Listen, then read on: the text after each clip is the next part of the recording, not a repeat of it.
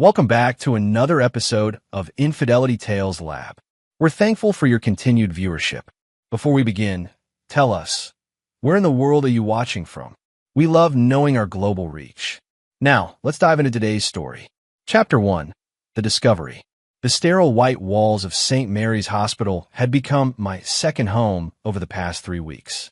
My wife, Brielle, lay in bed 304, her left leg elevated in traction, her face a carefully constructed mask of pain and vulnerability. She'd been here since her accident, a tragic fall down our basement stairs that resulted in a compound fracture and what the doctors called severe psychological trauma. I was Derek Holloway, 42 years old, owner of 3 successful auto repair shops across the city. 20 years of marriage had taught me to read people like I read engine diagnostics. Every sound, every hesitation, every inconsistency told a story. And Brielle's story had more holes than a rusted exhaust pipe. My 12-year-old son, Connor, fidgeted beside me as we entered the room for our evening visit. Brielle's face lit up with what I now recognized as practiced maternal warmth. "My boys," she exclaimed, reaching out with arms that trembled just enough to sell the performance. "I missed you so much." Connor rushed to her bedside, and I watched as she winced. Perfectly timed, perfectly executed. 3 weeks of this charade, and she hadn't missed a beat. But I had been watching, learning, planning. "How are you feeling today, honey?" I asked, my voice carrying the concerned husband tone I perfected. "Better, I think. Dr. Morrison says the bone is healing nicely, but..." She let her voice trail off, her eyes misting over. "I keep having these nightmares about falling. Sometimes I wonder if I'll ever feel safe in our own home again." Connor squeezed her hand. "It's okay, Mom. Dad's making the basement super safe. He's been working on it every night." Brielle's eyes flicked to mine, a micro-expression of concern crossing her features. She didn't know about my basement renovations because she didn't know I knew the truth. The basement where she'd never actually fallen. The basement where I'd found traces of her real activities. "That's very thoughtful of your father," she said carefully. As Connor chattered about his day at school, I studied the room with new eyes. After 3 weeks of visits, I knew every detail. The way the afternoon light hit the window, the position of every piece of equipment, the sight lines from the hallway. Most importantly, I knew about the space beneath the bed. "Daddy, I dropped my phone," Connor suddenly announced, looking under the bed. His voice changed, becoming smaller, scared. "Daddy, there's something weird under here." I moved to his side, my heart rate steady despite the moment I'd been anticipating. There, partially hidden beneath the bed frame, was a small digital recorder, the kind private investigators use for surveillance. But this wasn't surveillance equipment. I planted it there myself, part of a much larger web I'd been weaving. "What is it, Dad?" Connor whispered, his young voice carrying genuine fear. I palmed the device quickly, my expression shifting to one of concern and confusion. "I don't know, son, but I think we need to call someone about this." Brielle's face had gone pale, her act momentarily forgotten. "Derek, what?" "Stay calm, honey," I said, already reaching for my phone. "This might be related to, well, we need to be safe." I dialed 911, putting on my best worried husband voice. "Yes, I need to report something suspicious at St. Mary's Hospital. My wife is a patient here, and my son just found what appears to be recording equipment under her bed. Room 304. The operator's voice was crisp and professional. "Sir, we're dispatching an officer immediately. Please don't touch anything else and remain in the room."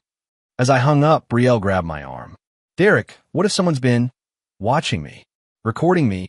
Her voice cracked with what sounded like genuine fear, but I knew better. She was afraid. "All right, just nodded the recorder." "It's going to be okay," I assured her, covering her hand with mine. "The police will figure this out." Connor pressed closer to me, and I put my arm around him. My son had no idea he just set the first domino falling in a carefully orchestrated sequence that would end with justice. My kind of justice. 20 minutes later, Officer Patricia Voss arrived. She was young but thorough, asking all the right questions while examining the recorder with latex gloves. After documenting everything and taking our statements, she bagged the device as evidence. "Mr. Holloway," she said, pulling me aside, "this is definitely surveillance equipment. High-end stuff. We'll have our tech team examine it, but I have to ask, is there anyone who might want to spy on your wife? Any threats, suspicious people, anything unusual lately?" I let my expression darken with protective anger. "Officer, 3 weeks ago my wife had a terrible accident. She's been through enough without someone violating her privacy like this. I want whoever did this caught. We'll do everything we can, sir. In the meantime, I'd recommend requesting a room change and perhaps considering private security." After Officer Voss left, I sat beside Brielle's bed, holding her hand while Connor played on his tablet nearby. She was quieter now, lost in thought. She didn't know that the recorder contained conversations between her and her lover, Dr. Reed Morrison, her attending physician and the man she'd been having an affair with for 8 months. She also didn't know that I'd been recording them for weeks, gathering evidence not for divorce court, but for something far more permanent. Brielle had made the mistake of thinking she was smarter than me, and Dr. Morrison had made the mistake of believing he could play God with other people's lives. "Derek," Brielle whispered, squeezing my hand, "what if whoever planted that thing comes back?" I squeezed back, my voice gentle but my eyes hard. "Don't worry, sweetheart. I'll make sure no one ever hurts you again." As I spoke those words, I thought about the basement renovations Connor had mentioned, modifications that had nothing to do with safety and everything to do with justice. The same basement where Brielle claimed to have fallen, where I'd actually discovered evidence of her deception, and where very soon she and Dr. Morrison would face the consequences of their betrayal. The first piece was in play. Officer Voss would analyze the recorder, find the incriminating conversations, and begin connecting dots I'd carefully laid out for her to find. What she wouldn't realize was that she was working my case, following my evidence, moving toward my desired conclusion. I looked at my wife's worried face and felt nothing but cold satisfaction. She taught me that love was weakness, trust was foolishness, and family was just another word for people who could hurt you most. Now I was going to teach her that Derek Holloway was nobody's fool, and some lessons were permanent. Chapter 2. The Surgeon's Secret. Dr. Reed Morrison prided himself on steady hands and nerves of steel. At 38, he was one of the youngest orthopedic surgeons at St. Mary's, with a reputation for fixing what others deemed unfixable. His colleagues respected him, his patients trusted him, and until 8 months ago, he believed he was untouchable. That was before Brielle Holloway walked into his office with a sports injury that had obviously never happened. She'd been beautiful, vulnerable, and married, exactly the kind of dangerous distraction he should have avoided. Instead, he'd made the mistake of his life.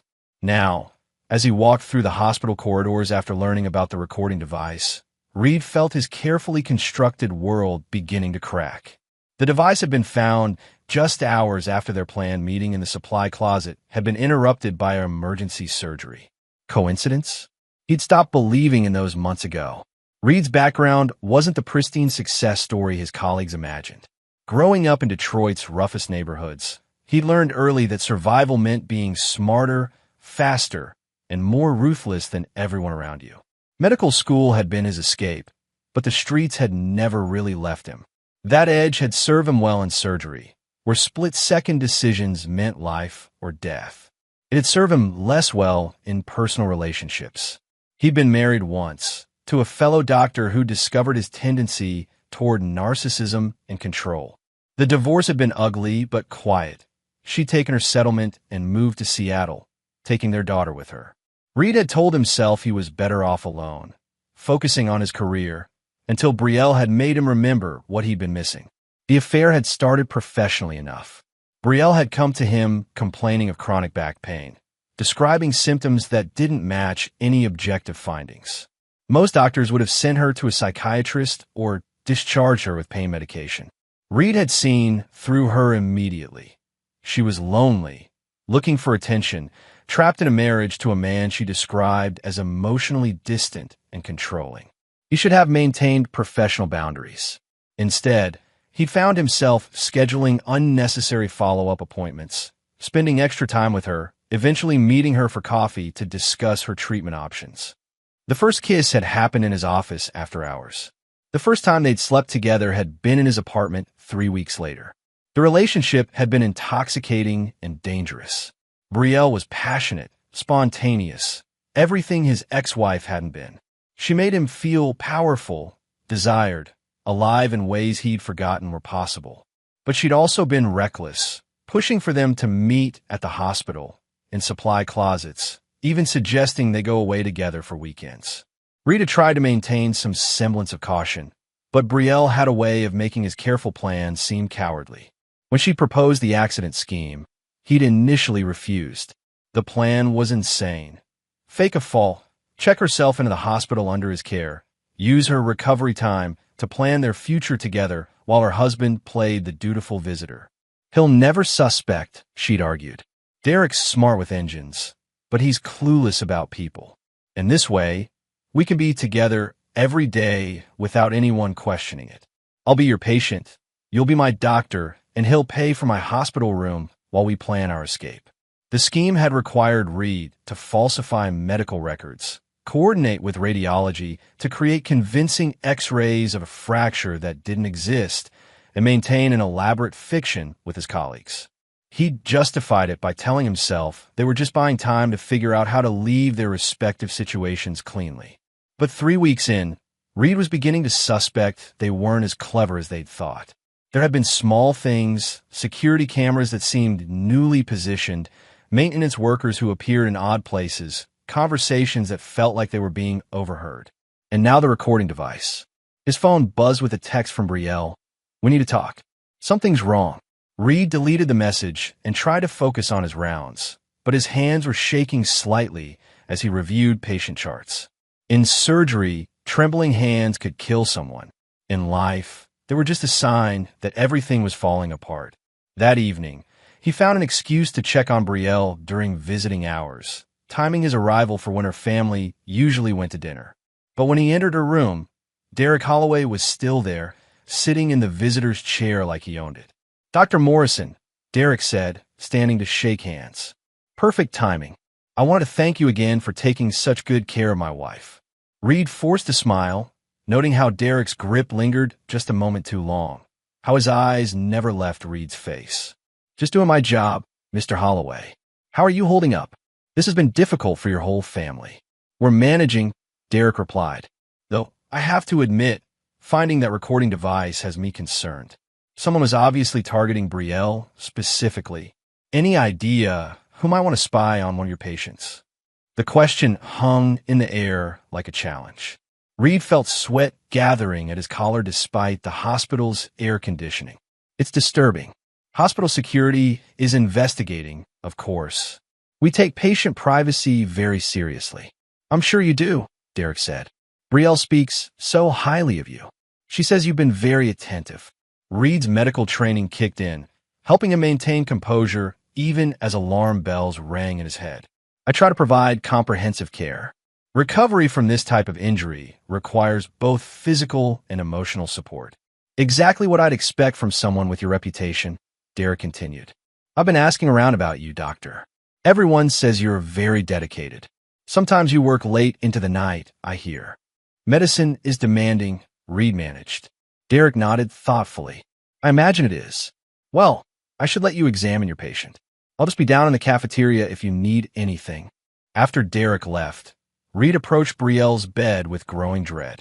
She grabbed his hand immediately, pulling him closer. "He knows," she whispered urgently. "I don't know how, but he knows. You're being paranoid." The recorder wasn't random, Reed. Someone planted it there specifically. Someone who knew we'd be talking. And the way Derek was looking at you just now. Reed had seen that look too. It wasn't the confused concern of a worried husband. It was the calculating stare of a predator who'd cornered his prey. "Even if he suspects something, he can't prove anything," Reed said, but his voice lacked conviction. "You don't understand," Brielle said, her grip tightening on his hand. "Derek isn't like other men. He doesn't forgive, ever. In 20 years of marriage, I've never seen him let anything slide. If he knows about us..." "What are you saying?" "I'm saying we need to disappear. Tonight. I'll check myself out AMA. We'll take my car, and we'll drive until we hit Canada or Mexico. Reed stared at her, realizing for the first time that he was looking at someone who was genuinely terrified. Not of discovery, not of divorce, but of her husband. Brielle, you're talking about abandoning everything. Better than being dead, she cut him off. You don't know Derek like I do. He's not just going to file for divorce and move on. He's going to destroy us both, and he's going to enjoy every minute of it. As if summoned by their conversation, Derek appeared in the doorway again, holding 2 cups of coffee. Sorry, forgot to ask if you wanted anything, Dr. Morrison. Coffee? I got extra. Reed's mouth felt like sand. No, thank you. I should check on my other patients. Of course. Don't let us keep you. As Reed left the room, he heard Derek's voice, warm and conversational. Honey, I've been thinking. Maybe it's time you came home. The basement renovations are almost finished, and I think you'd be much more comfortable in familiar surroundings. Reed didn't wait to hear Brielle's response. He walked quickly toward the elevator, his mind racing. Brielle was right. They needed a run. But as the elevator doors closed, he caught sight of Derek Holloway watching him from the hallway and realized that running might already be too late. The predator had been hunting them all along, and they'd been too blinded by their own desires to see the trap closing around them. Chapter 3. The Web Titans. Detective Luis Santiago had seen enough domestic cases to know that the most dangerous moment in any marriage wasn't when the fighting started. It was when it stopped. The Holloway case had landed on his desk when the hospital surveillance equipment was processed, revealing not just the planted recorder, but something far more interesting: the recorded conversations between Brielle Holloway and Dr. Reed Morrison. 23 years on the force had taught Santiago to recognize patterns. The suspicious recording device, the convenient discovery by the child, the husband's almost theatrical concern, it all felt orchestrated. But orchestrated by whom and why? Santiago reviewed the files in his cramped office, surrounded by cold coffee and the accumulated paperwork of too many late nights. Derek Holloway owned 3 successful auto shops, paid his taxes, had no criminal record. A model citizen whose wife had suffered a tragic accident and was now apparently the victim of illegal surveillance. But something nagged at Santiago. He'd requested the original accident report from 3 weeks ago, and the details were odd. No witnesses to the fall, no emergency call until hours later, and medical evidence that was somehow both conclusive and suspicious. The fracture was real, but the circumstances felt manufactured. His phone rang, interrupting his thoughts. Santiago. Detective, this is Officer Voss. I got an update on the Holloway surveillance case. Go ahead. I ran background checks on everyone with access to the patient's room. Dr. Morrison has some interesting history, divorce, custody issues, and get this. His ex-wife filed a restraining order 2 years ago. Claims he was obsessively controlling and exhibited predatory behavior. Santiago made notes. What about the recordings? Any progress on the content? That's where it gets interesting. The conversations between Mrs. Holloway and Dr. Morrison, they're not what you'd expect between a doctor and patient. Very intimate, discussing plans to leave together, references to their relationship. But here's the weird part. Some of the conversations reference things that don't make sense. Such as, Mrs. Holloway mentions being afraid of her husband finding out about what really happened in the basement. But according to her medical records, she fell down the basement stairs. Why would she be afraid of him finding out about her own accident? Santiago felt the familiar tingle of a case about to break open. I need to see those recordings. I want to talk to both Dr. Morrison and Mr. Holloway. Separately. An hour later, Santiago sat across from Reed Morrison in the hospital's administrative conference room. The surgeon was nervous, his usual confidence replaced by fidgety energy. Dr. Morrison, I need to ask you about your relationship with Brielle Holloway. She's my patient. I'm treating her for injuries sustained in a fall. According to the recordings we recovered, your relationship goes beyond professional boundaries. Reed's composure cracked. Those recordings were obtained illegally. They can't be used. Doctor, I'm not building a court case right now. I'm trying to understand what's happening here. A surveillance device was planted in your patient's room, and the recordings suggest you two are having an affair. That puts you both at risk. Santiago watched Reed's face carefully. Fear, guilt, and something else, desperation. Are you afraid of someone, Dr. Morrison? This is complicated. Uncomplicated. Reed ran his hands through his hair. Brielle and I. Yes, we become close. But her husband. Detective, I think he's been watching us. Following us. There have been incidents. What kind of incidents? Strange cars parked outside my apartment building. Phone calls with no one there. Maintenance issues at the hospital that seem to happen whenever Brielle and I are together. And yesterday, someone broke into my office. Nothing was stolen, but my files were definitely searched. Santiago made more notes. Why didn't you report this? Because I thought I was being paranoid. Because reporting it would expose my relationship with Brielle. Because... Reed's voice dropped. Because I'm starting to think Derek Holloway is much more dangerous than he appears. 2 hours later, Santiago was sitting in Derek Holloway's auto shop, watching the man work on an engine with methodical precision. Everything about Derek suggested competence and control, clean workspace, organized tools, efficient movements. Mr. Holloway, thank you for meeting with me. Derek looked up, wiping his hands on a clean cloth. Of course, detective. Anything to help catch whoever's been stalking my wife. The surveillance equipment recovered from your wife's room contains some disturbing recordings. Conversations between your wife and Dr. Morrison that suggest an inappropriate relationship. Santiago watched Derek's reaction carefully. Most betrayed husbands would show anger, shock, pain, something. Derek's expression never changed. I see, Derek said calmly. That would explain a lot. You don't seem surprised. Detective, I've been married for 20 years. I pay attention. I knew something was wrong, but hearing it confirmed still hurts. Derek's voice carried just the right note of pain, but his eyes remained cold. What did you know exactly? Brielle's been different since her accident. Secretive, defensive when I asked about her treatment. Dr. Morrison seemed overly invested in her case. But I told myself I was being paranoid, that I should trust my wife. Derek shook his head sadly. I guess I was wrong to trust anyone. Santiago felt the conversation slipping away from him. Derek was saying all the right things, showing appropriate emotions, but something felt rehearsed. Mr. Holloway, where were you on the evening your wife fell down the stairs? At my North Side shop. We had a rush job, classic Mustang restoration that the customer needed finished. I have security footage, time cards, receipts. What? Just covering all the bases. Sometimes domestic situations can escalate. Derek's expression hardened slightly. Detective, are you suggesting I would hurt my wife? I'm not suggesting anything. I'm investigating. Then investigate Dr. Morrison. He's the one who's been manipulating my wife, taking advantage of her vulnerability, abusing his position of trust. If someone planted that recorder, maybe it was him, try to document their affair for some reason. Santiago considered this angle. It was possible Morrison had planted the device himself, perhaps to blackmail Brielle or document their relationship for his own protection. But it didn't explain the content of the recordings, which seemed to implicate both of them in something beyond simple adultery. I'll be investigating all possibilities, Santiago said. In the meantime, I'd recommend caution. Affairs can lead to dangerous situations, especially when discovery is involved. Derek nodded solemnly. I appreciate your concern, detective. I just want my family to be safe.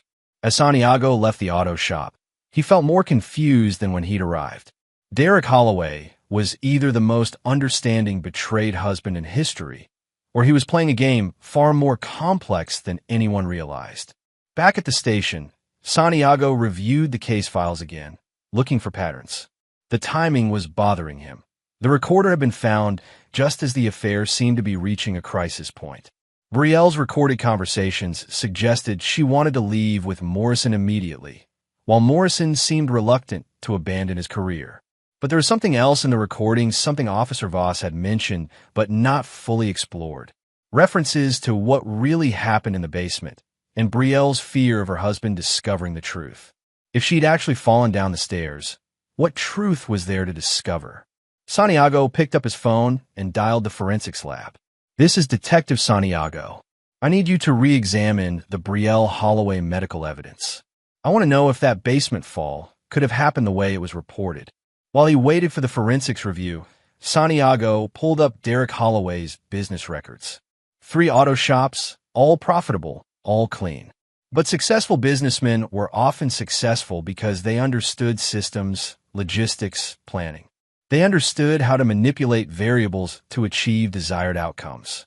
And if Derek Holloway had been planning something for 8 months, if he'd known about the affair all along and been gathering evidence, building a case, preparing for revenge, then everyone involved was dancing to his tune without realizing it. Santiago's phone rang with the forensics results, and what he heard made his blood run cold. The investigation was about to take a very dark turn, and he was beginning to suspect that Derek Holloway wasn't the victim in this case. He was the architect of something much more sinister. The web was tightening, but not around the people anyone expected. Chapter 4. The Reckoning Begins. The forensics report landed on Santiago's desk like a bomb. Dr. Patricia Chun, the department's forensic pathologist, had found inconsistencies in Brielle Holloway's injuries that raised serious questions about the circumstances of her accident. The fracture pattern is wrong, Dr. Chun explained over the phone. Falls downstairs typically create spiral fractures or fractures at the ankle or wrist from people trying to break their fall. Mrs. Holloway's injury is a clean transverse fracture of the tibia, consistent with direct impact from a blunt object. Santiago felt pieces clicking into place. Could have been self-inflicted? Possible, but unlikely. The force required would cause anyone to pass out from pain. More likely, someone else inflicted the injury while the victim was restrained or unconscious. How long ago? Based on the healing progression, exactly 3 weeks, which matches the timeline of her hospital admission. Santiago hung up and immediately called for backup. Whatever game Derek Holloway was playing, it had moved beyond surveillance and adultery into assault and false imprisonment.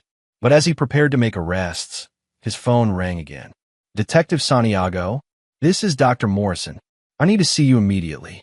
It's about Brielle and her husband. I think we're all in danger. An hour later, Reed Morrison sat in Santiago's office, his usual composure completely shattered. His hand shook as he lit his 3rd cigarette in 10 minutes. He's been planning this for months, Reed said. Maybe longer. Everything that's happened, the affair, the accident, even us getting caught, it's all been orchestrated. Start from the beginning. Reed took a shaky drag. 8 months ago, Brielle came to my office. She was beautiful, vulnerable, said she was trapped in an unhappy marriage. I should have seen it, but I was lonely, and she was magnetic. The affair started naturally, or so I thought. What changed your mind? Little things. She always knew exactly what to say to push my buttons, to make me take more risks. She suggested we meet at the hospital, in supply closets, places where we could easily be caught. When I hesitated, she'd question my commitment, make me feel like a coward. Santiago made notes. Go on. Then came the accident idea. She said it was spontaneous, but now I realize she'd thought it through completely. She knew exactly which injury would require extended hospitalization, which doctor would be assigned to her case, how to work the system. You're saying she planned her own injury? No. Reed's voice dropped to a whisper. I'm saying her husband planned it. She was as much a victim as I was. Santiago felt his understanding of the case shift again. Explain. Last night, after you questioned me, I went to see Brielle. She was terrified, more frightened than I'd ever seen her. She told me Derek had been planning something for months, that she'd discovered evidence, but thought she could manage him. Reed stubbed out his cigarette and immediately lit another. She said Derek found out about the affair almost immediately. Instead of confronting us, he started manipulating the situation. He encouraged her to see me more often, even suggested she might need ongoing medical care. He was feeding our relationship, making it easier for us to meet. Why would he do that? Because he wanted evidence. Detailed, documented proof of every aspect of our betrayal. But more than that, he wanted us to become dependent on the arrangement, to get careless, to dig ourselves in so deep we couldn't climb out. Santiago reviewed his notes from the Derek Holloway interview. The man's calm reaction to learning about the affair suddenly made more sense. He'd known all along. The basement, Reed continued. Brielle told me Derek's been renovating their basement for months. New soundproofing, reinforced doors, security systems. She thought he was creating a home office, but now... Now, what? She thinks he's built a prison.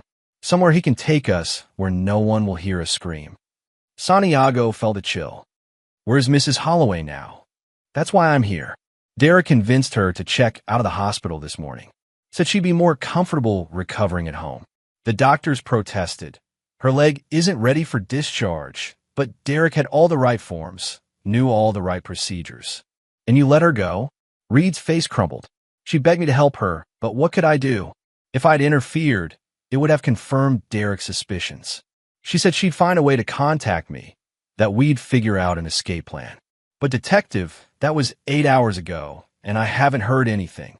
Santiago was already reaching for his radio when Reed grabbed his arm. There's more. After Brielle left, I went to my apartment to pack. I was going to disappear, start over somewhere else. But Derek was waiting for me. He threatened you? Worse, he offered me a choice. Reed's voice became barely audible. He said I could walk away right now, leave town, never contact Brielle again, and he'd let me live. Or I could try to play hero, in which case he'd destroy me completely. My career, my reputation, my life. What did you tell him? I told him I'd leave. I lied. But detective, the way he said it, this isn't some angry husband making empty threats. Derek Holloway has been planning our destruction down to the smallest detail, and he's enjoying every minute of it. Santiago stood up, his decision made. I'm getting a warrant to search the Holloway house. In the meantime, I'm putting you in protective custody. You don't understand, Reed said desperately. Derek's not just some vengeful husband. He's a businessman who understands systems and logistics. He's had months to prepare for this. Whatever he's planned, it's already too late to stop it. As if to emphasize Reed's point, Santiago's phone rang. The caller ID showed Derek Holloway's number. Detective Santiago, he answered. Detective, this is Derek Holloway. I'm calling to report that my wife has disappeared. Santiago's grip tightened on the phone. What do you mean disappeared? She checked herself out of the hospital this morning against medical advice. Said she needed some time alone to think about our marriage. She took her car and left. I'm worried about her mental state, the affair, the guilt, the medication. I think she might hurt herself. Mr. Holloway, where are you right now? At home, waiting to see if she comes back. Detective, I need to ask you something. Have you arrested Dr. Morrison yet? Why would we arrest Dr. Morrison? For planting that surveillance equipment, for taking advantage of my wife, for potentially kidnapping her. Surely the evidence points to his involvement. Santiago looked at Reed, who was shaking his head frantically. Mr. Holloway, I'm going to need you to come to the station for further questioning. Of course, detective. I want to do everything I can to help find my wife. Should I come now, or would you prefer to meet at my house? I've been organizing some of Brielle's things, trying to figure out where she might have gone. Stay where you are. I'm coming to you. As Santiago hung up, Reed grabbed his arm again. Don't go alone. Please. Derek's not just dangerous. He's smart. Whatever trap he's set, you're walking right into it. Santiago looked at the terrified surgeon and made a decision that would haunt him for the rest of his career. I'm calling SWAT. Whatever Derek Holloway has planned, it ends today. But as Santiago coordinated the response team, he didn't know that Derek had been listening to every word through surveillance equipment he'd planted in the police station months ago. The trap wasn't just closing around Brielle and Reed. It was closing around everyone who tried to interfere with Derek's perfect revenge. In his basement workshop, Derek Holloway smiled as he put the finishing touches on his masterpiece. 20 years of marriage had taught him that the most effective way to destroy someone wasn't with violence. It was with truth, patience, and the careful application of consequences. The reckoning was about to begin, and everyone who betrayed him would face justice, his kind of justice. Chapter 5. The Basement Revelations. The SWAT team surrounded the Holloway house at 3:47 a.m., using the cover of darkness to approach the suburban home that looked like every other house on Maple Street. Santiago crouched behind an armored vehicle, studying the blueprints they'd pulled from city records. Standard two-story colonial, full basement, attached garage. Nothing unusual, except for the recent permit applications for electrical improvements that Derek had filed over the past 6 months. Thermal imaging shows 2 heat signatures in the basement, reported Officer Kim Rodriguez, the team's tech specialist. Both stationary, possibly restrained. Santiago's radio crackled with confirmation from the perimeter teams. All exits secured. Subject's vehicle is in the garage. No signs of recent departure.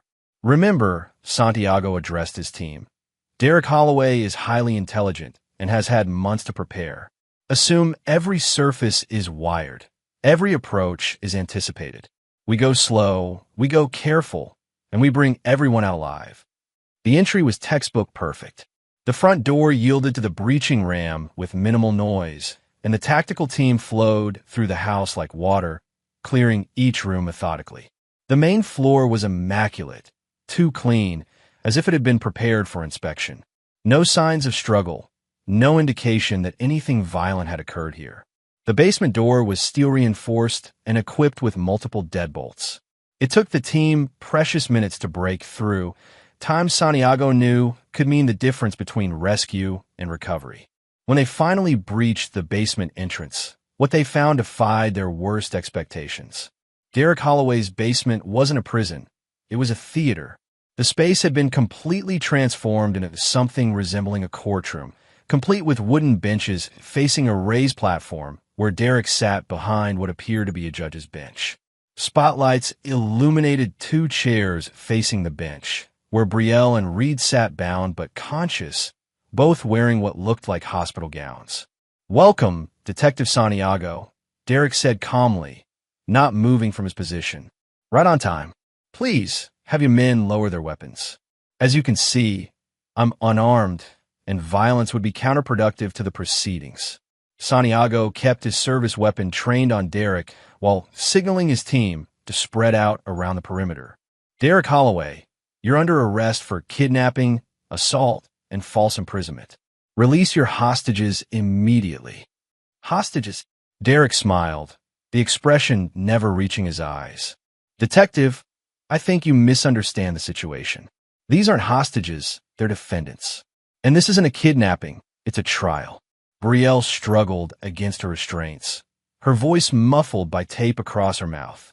Reed appeared to be drugged, his head lolling as he fought to maintain consciousness. "The trial is over, Derek," Santiago said. "Release them now, and we can work this out." "Oh, but detective, the trial hasn't even begun. You see, I've spent 8 months gathering evidence, documenting crimes, building an airtight case against these 2 defendants. Would you like to see the evidence?" Derek gestured to the walls of the basement, which Santiago now realized were covered with photographs, documents, recordings, and timeline charts. It was the work of someone with unlimited time and obsessive attention to detail. "Exhibit A," Derek announced, pointing to a section of the wall. "Evidence of adultery." 47 photographs of the defendants engaging in intimate contact, 32 hours of recorded conversations, hotel receipts, restaurant bills, even DNA evidence from the defendant's car. Santiago could see his team growing restless, but something about Derek's calm demeanor suggested that rushing him would be a mistake. "Exhibit B," Derek continued. "Evidence of conspiracy to commit fraud. Dr. Morrison falsified medical records to justify Mrs. Holloway's extended hospitalization.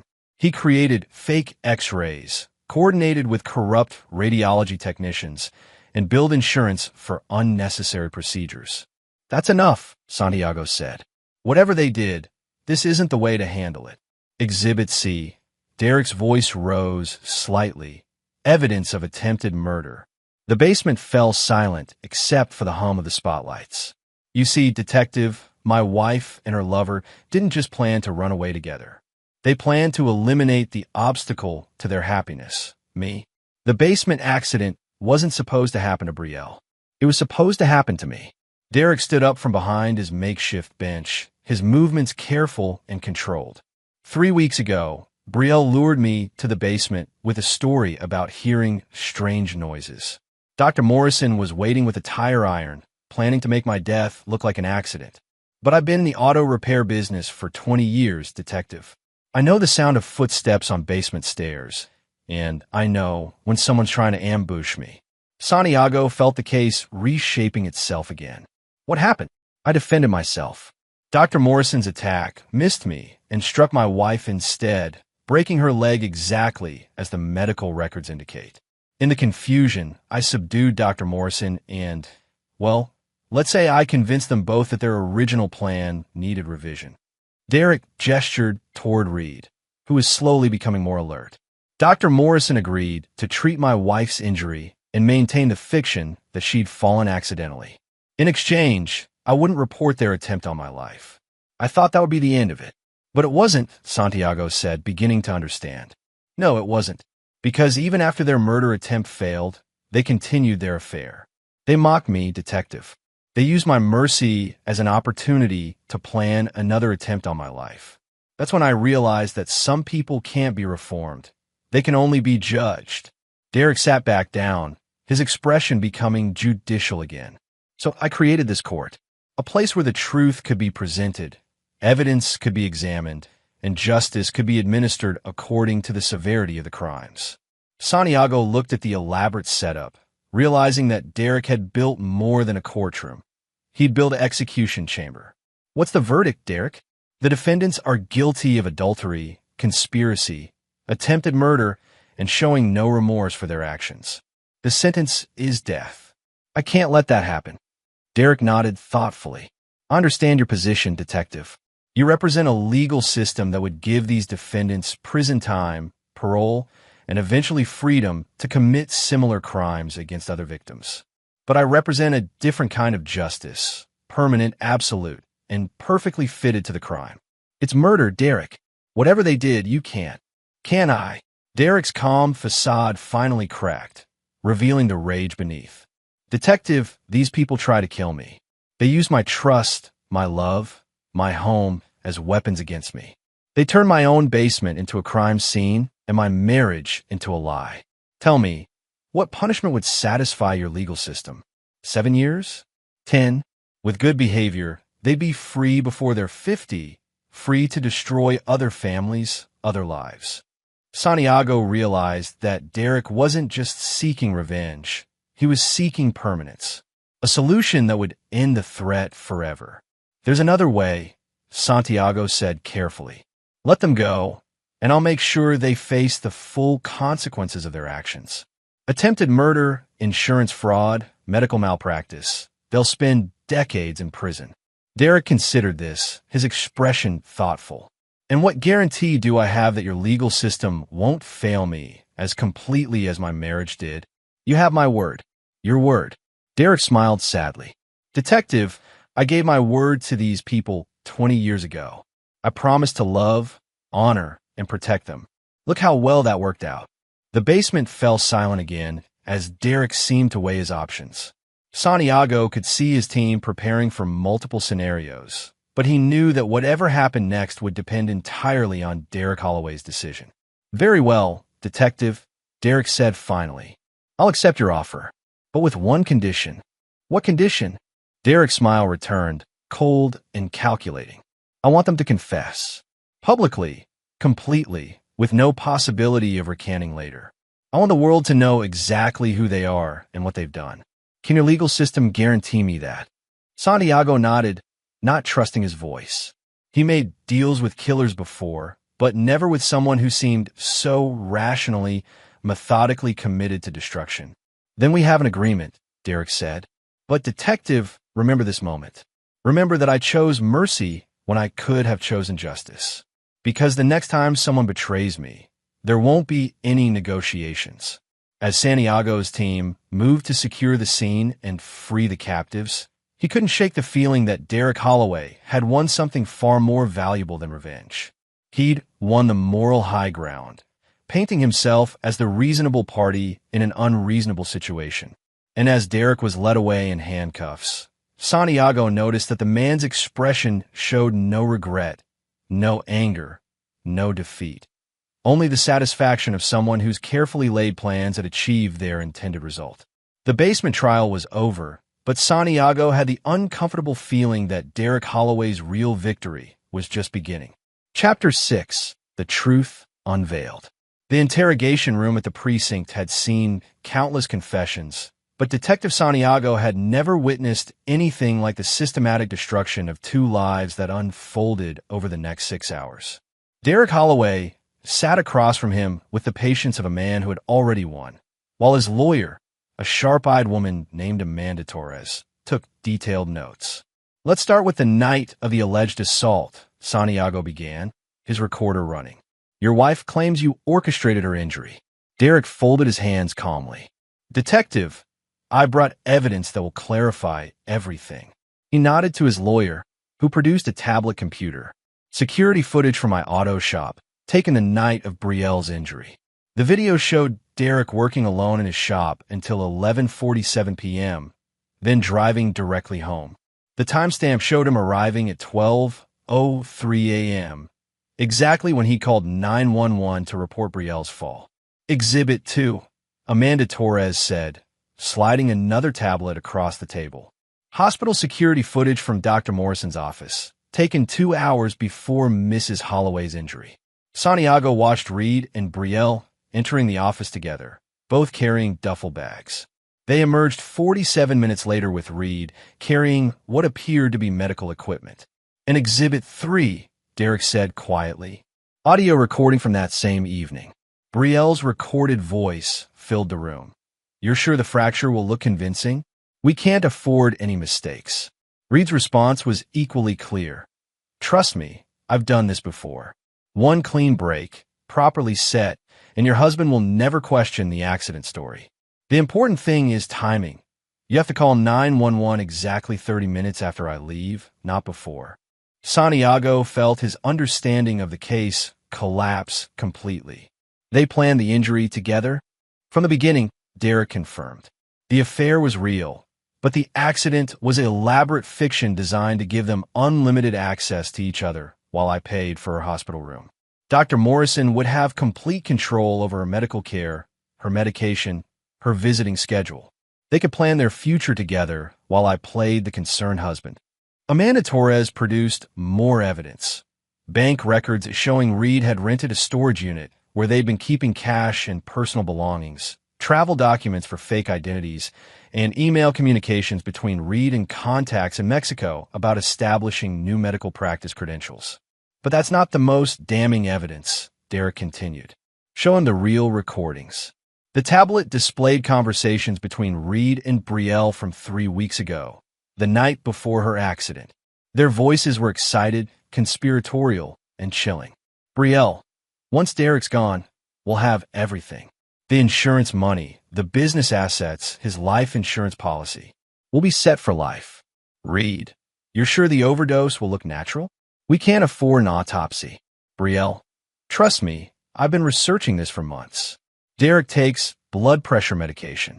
A simple overdose, combined with alcohol, will look like suicide or accident, especially after discovering his wife's medical crisis and the stress of her long recovery." Santiago stared at the tablet. "They were planning to kill you."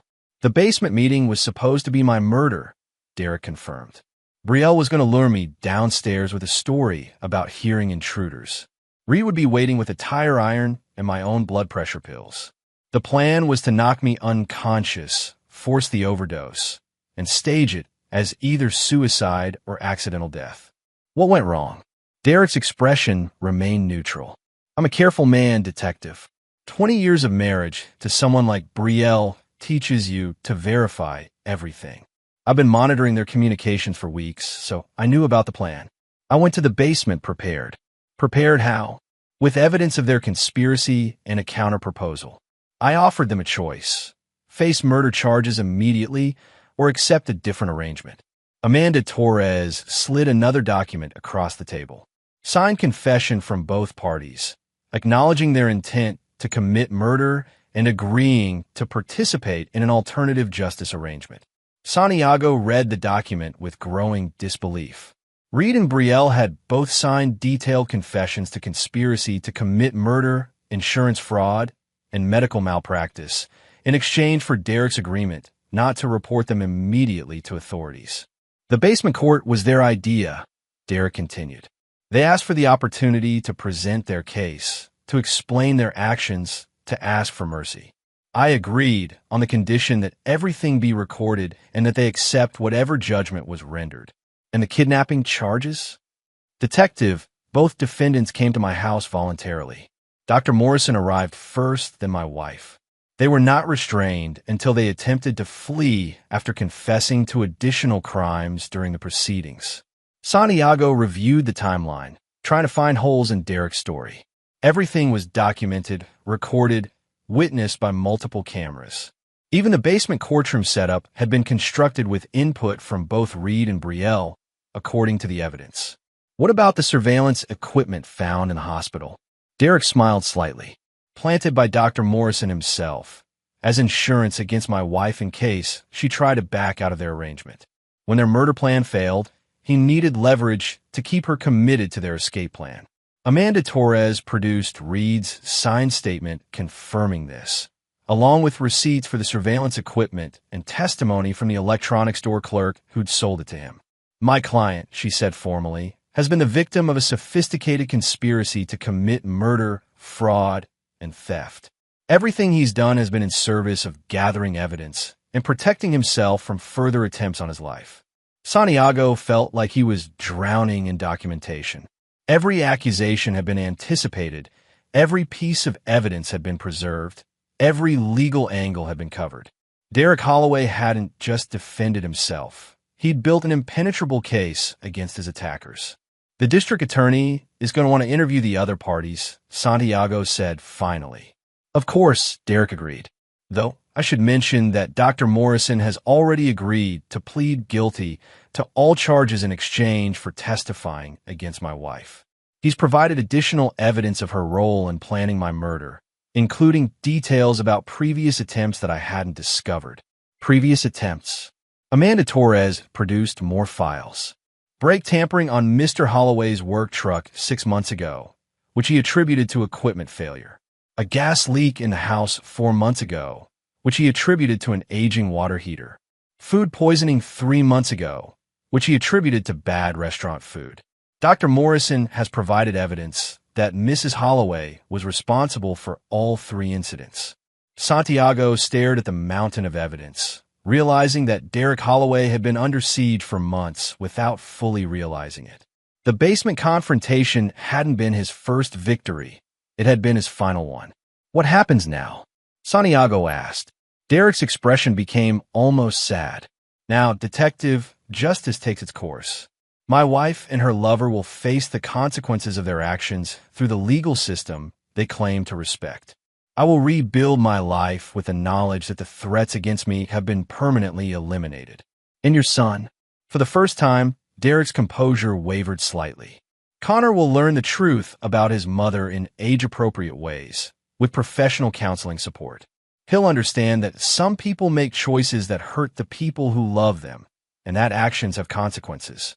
As Santiago concluded the interview, he realized that Derek Holloway had achieved something remarkable, complete victory over his enemies while maintaining the moral high ground. Every move had been calculated. Every response had been proportional. Every action had been legally defensible. Derek wasn't just getting revenge on his wife and her lover. He was getting justice, and he was getting it through the very system they tried to use against him. The truth had been unveiled, and it was more devastating than any violence could have been. Chapter 7. The Perfect Judgment. The courtroom was packed beyond capacity as the trial of Brielle Holloway and Dr. Reed Morrison became the most sensational case in the county's history. Media attention had been intense from the moment Derek's evidence became public, turning what should have been a simple adultery case into a complex web of attempted murder, insurance fraud, and medical malpractice. District Attorney Patricia Morse had initially been skeptical of Derek's claims, but the overwhelming evidence had forced her hand. The case against Brielle and Reed was so airtight that both defendants had ultimately agreed to plea bargains rather than face trial. Derek sat in the front row, wearing a simple black suit, his expression calm and attentive. Beside him sat Connor, now 13 and old enough to understand the basics of what had happened to his family. The boy had aged visibly over the past months, But Derek had been careful to shield him from the worst details while ensuring he understood the importance of truth and justice. Your Honor, D.A. Morse addressed Judge Catherine Walsh. The state has reached plea agreements with both defendants. Mrs. Holloway has agreed to plead guilty to conspiracy to commit murder in the first degree, insurance fraud, and perjury. Dr. Morrison has agreed to plead guilty to conspiracy to commit murder, medical malpractice, insurance fraud, and violation of professional ethics. Judge Walsh, a stern woman in her 60s who presided over countless domestic cases, reviewed the plea agreements with obvious distaste. These are serious charges with serious consequences. Mrs. Holloway, do you understand that your plea agreement calls for a sentence of 25 years without possibility of parole? Brielle stood beside her attorney, her appearance dramatically different from the confident woman who'd manipulated both her husband and her lover. Prison had already aged her, and the weight of public condemnation had broken her spirit visibly. I understand, Your Honor, she said quietly. Dr. Morrison, your agreement calls for 20 years without parole, plus forfeiture of your medical license and exclusion from ever practicing medicine again. Do you understand these terms? Reed nodded, unable to speak. The man who'd once been confident enough to perform complex surgeries now looked broken and defeated. Before I accept these pleas, Judge Walsh continued, I want to address the victims in this case. Mr. Holloway, would you like to make a statement? Derek stood slowly, his movements precise and controlled. When he spoke, his voice carried the weight of absolute conviction. Your Honor, 8 months ago, I believed I had a loving wife and a stable family. I trusted the people closest to me, supported them, and tried to build a life based on honesty and mutual respect. What I discovered was that trust is a luxury that can be weaponized against you by people who view love as weakness and loyalty as stupidity. He turned to look directly at Brielle and Reed. These defendants didn't just betray me. They tried to murder me. Not in a moment of passion, not in self-defense, but as part of a calculated plan to steal my life, my assets, and my son's future. They turned my home into a crime scene, my marriage into a lie, and my trust into a weapon against me. Derek's voice remained steady, but his words carried an edge of cold fury. I've learned that some people are incapable of redemption. They don't feel genuine remorse. They only regret getting caught. They don't seek forgiveness. They seek new opportunities to commit the same crimes against new victims. He paused, letting his words sink in. Your Honor, I don't seek vengeance. I seek permanence. I want these defendants removed from society so they can never again use trust as a weapon or love as a target. I want them to serve every day of their sentences in conditions that remind them daily of the consequences of their choices. Judge Walsh nodded solemnly. Mr. Holloway, your statement reflects remarkable restraint given what you've endured. The court recognizes that you could have taken justice into your own hands, but chose instead to work within the legal system. Derek returned to his seat, placing a protective hand on Connor's shoulder. The boy had remained silent throughout the proceedings, but Derek could see the impact of watching his mother being sentenced to life in prison. Mrs. Holloway, Judge Walsh addressed Brielle directly. I've reviewed the evidence in this case, and I'm struck by the calculated cruelty of your actions. You didn't just plan to murder your husband. You planned to do it while he was caring for you after what he believed was your accidental injury. You exploited his love, his trust, and his natural desire to protect you. Brielle began to cry, but Judge Walsh continued without sympathy. You involve your son in this deception, forcing him to witness your fake recovery while you planned his father's death.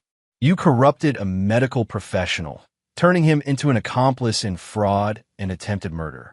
And when your original plan failed, you showed no remorse. You simply planned to try again. The judge's voice grew colder. In 25 years of family court, I've never seen such systematic betrayal of trust. I accept your plea agreement, but I want you to understand that you will never again have the opportunity to destroy another family. She turned to Reed. Dr. Morrison, you took an oath to do no harm, but you used your medical knowledge and professional position to enable attempted murder. You falsified records, created fake injuries, and corrupted the trust that patients place in medical professionals. Your actions don't just harm Mr. Holloway. They harm every patient who depends on medical professionals to act ethically. Reed's lawyer attempted to speak, but Judge Walsh cut him off. The sentences I'm imposing today reflect not just the crimes you committed, but the trust you violated and the lives you destroyed.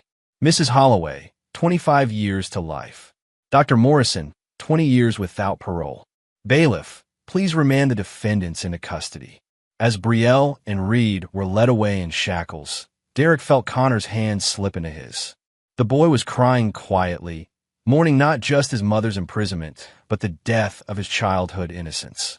"Is it over, Dad?" Connor whispered. Derek looked at his son, the only innocent victim in the entire situation, and felt a surge of protective love that dwarfed any satisfaction he might have felt at his enemy's defeat. "Yes, son, it's over." But even as Derek comforted his child, he knew that the victory was incomplete. Brielle and Reed would spend decades in prison, but they would eventually be released. They would have opportunities to start over, to build new lives, potentially to hurt new people. The legal system had given him justice, but it hadn't given him permanence. As they left the courthouse, Derek's phone buzzed with a text message from an unknown number. "Congratulations on your victory. Some battles, however, require more permanent solutions. If you're ever interested in ensuring your enemies never threaten anyone again, we should talk." Derek deleted the message without responding, but he didn't forget it. The legal system had served its purpose, but Derek Holloway was a man who believed in comprehensive solutions to long-term problems.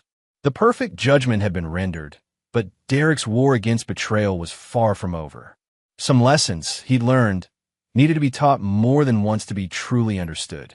And some teachers never forgot their most important students. Chapter 8, The Reckoning Shadow.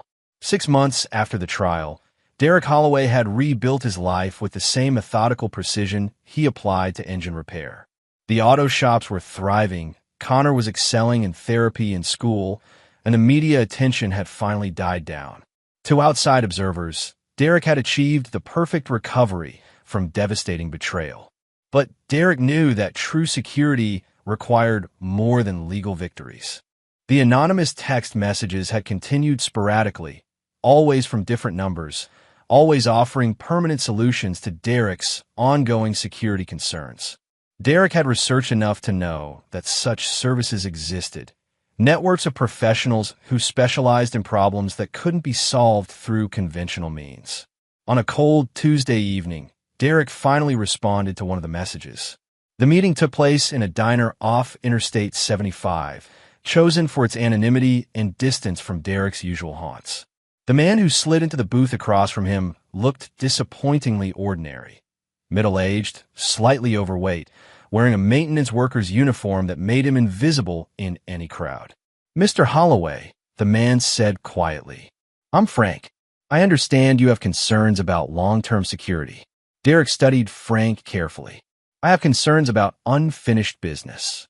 Prison sentences aren't permanent enough for your tastes. Mrs. Holloway will be eligible for parole in 15 years with good behavior. Dr. Morrison in 12 years. They'll be in their 50s, plenty of time to start over, potentially to hurt other people." Frank nodded understanding. "And you want to ensure that doesn't happen?" "I want to ensure permanence." Frank slid a tablet across the table, showing what appeared to be medical records. "Mrs. Holloway has been having adjustment difficulties in prison. Multiple disciplinary infractions, conflicts with other inmates, what the psychiatrists are calling deteriorating mental health. It would be very unfortunate if her condition led to a tragic incident." Derek examined the records, noting the professional quality of the documentation. "What kind of incident?" "Prison suicide. Very common among inmates serving long sentences, particularly those from privileged backgrounds who struggle with institutional life. The statistics are quite sobering." "And Dr. Morrison?" Frank produced another set of files. "Medical malpractice has made him very unpopular in prison. Other inmates don't appreciate doctors who hurt people for money. It would be unfortunate if that resentment led to violence." Derek studied both scenarios, appreciating their elegance. No outside involvement, no suspicious circumstances, just the natural consequences of their environments playing out to their logical conclusions. What are you asking for in return? A donation to certain charities through untraceable channels. Consider it insurance against future problems. Derek was about to respond when his phone buzzed with an urgent text from Connor's school. Emergency at school, call immediately. I need to take this, Derek said, his parental instincts overriding everything else. The call connected him to the school principal, whose voice carried barely controlled panic. Mr. Holloway, Connor's been injured. There was an incident in the parking lot after school. Someone tried to grab him, but he fought back and got away. The attacker fled, but Connor's pretty shaken up. Derek's blood turned to ice. Is he hurt? Bruised and scared, but physically okay. The police are here, and we've called an ambulance as a precaution. You need to get here right away. Derek stood up immediately, his conversation with Frank forgotten. I'm on my way. As he rushed toward his car, Frank called after him. Mr. Holloway, this might not be random. People in prison have friends on the outside. People who might blame you for what happened to their loved ones. Derek turned back, his expression murderous. What are you saying? I'm saying that sometimes our enemies don't wait for parole to continue their war against us. Sometimes they recruit new soldiers to fight battles they can't fight themselves. Derek drove to the school with his mind racing. If Brielle or Reed had somehow orchestrated an attack on Connor, then the legal system's justice had failed completely. His son, the only innocent person in the entire situation, was being targeted because Derek had shown mercy instead of seeking permanent solutions. At the school, Derek found Connor sitting in the nurse's office with a police officer, his young face marked with fear and confusion. The boy ran to his father immediately, clinging to him with desperate relief. Dad, there was a man waiting by my bike. He said Mom sent him to pick me up, but I remembered what you taught me about strangers. When I tried to run, he grabbed me, but I kicked him and screamed until teachers came running. Derek held his son close, feeling rage building inside him like a volcanic eruption. Did he say anything else? He said Mom was sorry about what happened, and she wanted to make it up to me. But Dad, Mom's in prison. How could she send someone? Derek exchanged glances with the police officer, who nodded grimly. We're investigating, but it's possible someone in prison put out word that they wanted your son contacted. It happens more often than people realize. As they drove home, Derek's phone rang. Frank's voice was calm and professional. I heard about the incident at your son's school. I hope he's okay. How did you? I make it my business to know about threats to my clients. Mr. Holloway, this confirms what I've been trying to tell you. Prison sentences don't end wars. They just change the battlefield. Your enemies are still fighting, and now they're targeting your child. Derek pulled into his driveway, his decision crystallizing. What do you need from me? A simple wire transfer. By tomorrow morning, your long-term security concerns will be permanently resolved. That night, Derek sat in Connor's room, watching his son sleep and thinking about the nature of justice. The legal system had given him victory, but hadn't given him peace. His enemies were still capable of reaching out from their cells to threaten the most important person in his world. Derek had tried to be reasonable, to work within the system, to show mercy even to people who'd tried to murder him. But mercy, he now realized, was just another word for incomplete solutions. At 3 a.m., Derek made the wire transfer. 2 days later, the news reports were brief and unremarkable. Brielle Holloway had been found dead in her cell, an apparent suicide by hanging using torn bedsheets. Prison officials expressed regret, but noted that such incidents were unfortunately common among inmates serving long sentences. Dr. Reed Morrison's death was equally mundane, a fight in the prison yard that escalated when other inmates learned about his crimes against patients. He'd been stabbed 17 times with improvised weapons before guards could intervene.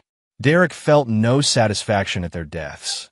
Only the quiet peace that came with knowing the threats against his family had been permanently eliminated. Connor would never have to fear surprise visits from his mother's accomplices, would never have to worry about revenge from people who blamed him for their imprisonment. The war was finally over, and Derek Holloway had won completely.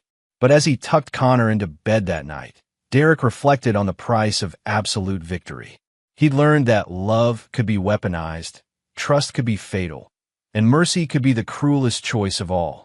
He'd also learned that some battles couldn't be won through conventional means, and some enemies couldn't be defeated through legal channels. Derek Holloway was no longer the trusting husband who'd believed in the goodness of people. He was something harder, colder, and infinitely more dangerous. A man who understood that the only permanent solution to betrayal was the permanent elimination of betrayers. And if anyone else ever threatened his family, Derek was prepared to apply that lesson again. Chapter 9. The New Foundation. 1 year after the deaths of Brielle and Reed, Derek Holloway stood in the renovated basement of his home, but this time he wasn't alone. Connor, now 14 and showing the early signs of his father's analytical intelligence, helped Derek organize the new workshop they'd built together. The space bore no resemblance to the courtroom theater Derek had constructed for his enemy's judgment. Instead, it was a fully equipped automotive workshop where father and son spent their evenings working on classic car restorations. The soundproofing that had once contained confessions now muffled the noise of air tools and welding equipment. "Dad, why did you keep all those cameras?" Connor asked, pointing to the surveillance equipment stacked in boxes near the workbench. Derek looked at his son, considering how much truth a 14-year-old could handle. "Because sometimes people lie about important things, and it's necessary to document the truth. Like Mom did. Like your mother did." Connor had processed his mother's death with the resilience of youth, aided by excellent therapy and Derek's careful guidance. The boy understood that his mother had made terrible choices, that she tried to hurt people Derek loved, and that sometimes bad people face consequences for their actions. Derek had been careful never to express joy at Brielle's death, only relief that the threats against their family had ended. "Mr. Martinez called today," Connor said, changing the subject. "He wants to know if we're still interested in restoring his 1967 Camaro." Derek smiled, appreciating his son's ability to focus on the future rather than dwelling on the past. "What do you think? Are we ready for a project that complex?" "I think we can handle anything," Connor replied with the confidence of a boy who'd watched his father systematically defeat enemies through planning, patience, and superior preparation. Derek's phone buzzed with a text message, one of many he'd been receiving lately. Word had spread through certain networks that Derek Holloway was a man who solved permanent problems permanently. Business owners dealing with partners who'd stolen from them, executives whose employees had betrayed trade secrets, even other betrayed spouses, all seeking Derek's particular brand of consultation. He turned down most requests, but not all.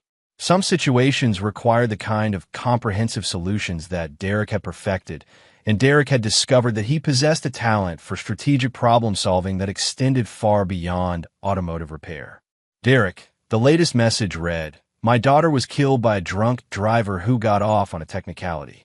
The legal system failed us completely. I heard you understand how to achieve real justice. Can we meet?" Derek considered the message while watching Connor work on a carburetor rebuild. His son had learned valuable lessons from their family's tragedy. That trust must be earned, that actions have consequences, and that sometimes good people must make hard choices to protect what matters most. Derek typed his response. "Wednesday, 8 p.m., Murphy's Diner on Route 9. Come alone, bring documentation." As he sent the message, Derek reflected on how much his life had changed. He was no longer the naive husband who believed that love and trust were sufficient protection against the world's dangers. He'd evolved into something more effective, a man who understood that lasting peace required permanent solutions to permanent problems. The auto shops were more profitable than ever, partly because Derek's reputation for thorough problem-solving had attracted clients who value discretion and permanent results. Connor was thriving academically and emotionally, secure in the knowledge that his father would protect him from any threat. And Derek himself had found his true calling, not just as a businessman or father, but as an architect of justice for people the legal system had failed. "Dad," Connor said, looking up from his work, "when I'm older, will you teach me everything you know about solving problems?" Derek studied his son's serious expression, seeing intelligence, determination, and a hardness that hadn't been there before their family's ordeal. Connor was growing up faster than Derek might have preferred, but he was growing up strong, smart, and uncompromising about what mattered. "I'll teach you everything that's appropriate for you to know," Derek replied carefully. "But remember, some problems have simple solutions, and some require more comprehensive approaches." Connor nodded solemnly. "I understand. Some people can be reasoned with, and some people can only be stopped." Derek felt a surge of pride at his son's insight. The boy had learned the most important lesson from their family's tragedy: that evil exists, that it often wears familiar faces, and that good people must be prepared to fight it with whatever methods prove necessary. That evening, after Connor had gone to bed, Derek stood in his renovated basement and contemplated the future. He'd built a new life on the foundation of his enemy's destruction, and that foundation was solid, permanent, and unshakable. The legal system had given him partial justice. Frank's network had given him complete victory. But Derek's own evolution had given him something more valuable: the knowledge and capability to ensure that betrayal would never again threaten what he loved. His phone buzzed with another message from another person seeking the kind of permanent solutions that courts couldn't provide. Derek read the request, evaluated its merits, and began planning his response. Derek Holloway had learned that forgiveness was weakness, mercy was dangerous, and the only reliable way to protect the innocent was to permanently eliminate threats before they could strike. It was a harsh lesson, but it was one that had saved his son's life and secured their future. And as Derek prepared for Wednesday's meeting, he reflected on how fortunate it was that his particular skills were so much in demand. There were many people in the world who needed permanent solutions to permanent problems, and Derek Holloway had become very good at providing exactly what they needed. The basement had once been a courtroom where Derek had judged his enemies. Now, it was a workshop where he built the tools for other people's justice. And Derek Holloway was just getting started. The end. Final word count: 6,847 words. The story of Derek Holloway serves as a reminder that betrayal comes with consequences, that trust once broken can never be fully repaired, and that some people will go to extraordinary lengths to protect what matters most to them. Derek never forgave, never forgot, and never allowed his enemies to threaten his family again.